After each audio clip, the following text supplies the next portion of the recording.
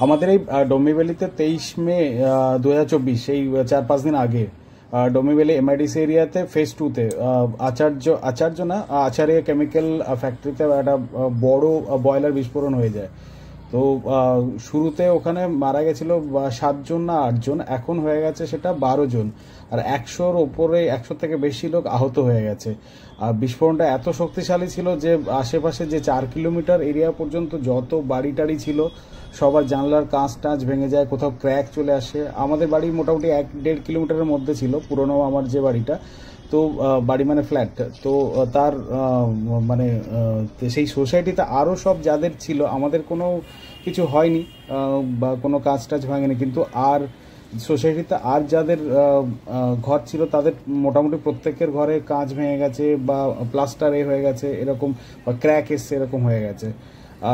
বিস্ফোরণটার সময় হচ্ছে মানে সকাল 11:30 নাগাদ এরকম ব্লাস্টটা হয়েছিল।